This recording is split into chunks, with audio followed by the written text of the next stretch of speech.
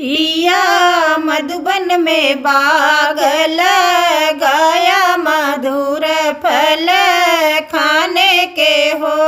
पिया मधुबन में बाग लगाया, मधुर फल खाने के हो। पिया दुअरे पे बैठिनी, सासु त बहू बहू करई, बहू बहू करई हो।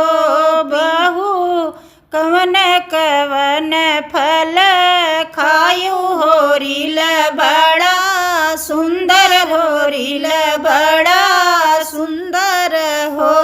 बहू कवन कवन फल खायू, होरिल बड़ा सुंदर, होरिल बड़ा सुंदर हो। सासू अम्मा न खाए, मिलिया न चित, मिली नाही चिताऊं हो। सासू अम्मा न खाए, हम ही मिली नाही चिते, मिली नाही चिताऊं हो।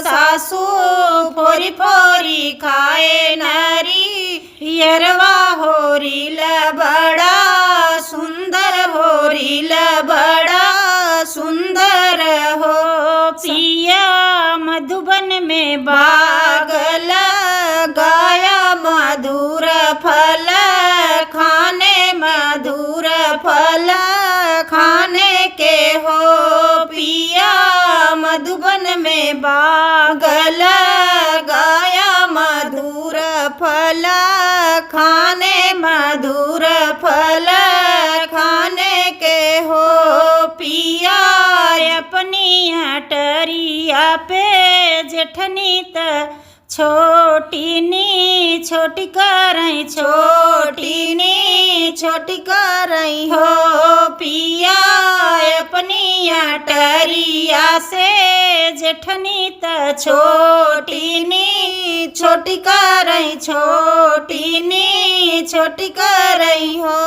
छोटी कवन कवन व्रत नेमा, होरिल बड़ा सुंदर, होरिल बड़ा सुंदर हो। छोटी कवन कवन व्रत नेमा, होरिल बड़ा सुंदर, होरिल बड़ा सुंदर हो।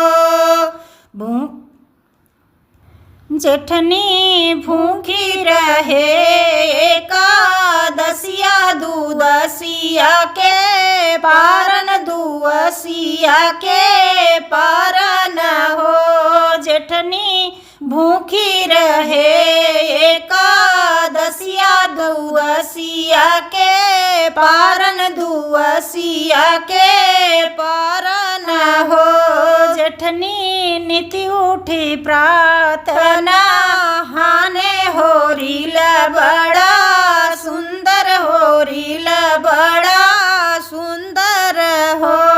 जेठनी माघ के चौथी व्रत किहले, होरिल बड़ा सुंदर, होरिल बड़ा सुंदर हो। जेठनी माघ के चौथी व्रत किहरे, होरिल बड़ा सुंदर, होरिल बड़ा सुंदर हो। पिया मधुबन में बाग लगाया, मधुर फल खाने, मधुर फल खाने के हो। पिया अपने ससुरवा से ननदीत भाभिनी, भाभी करई, भाभिनी भाभी करई हो। पिया अपने ससुरवा से ननदीत भाभिनी, भाभी करई, भाभिनी भाभी करई हो।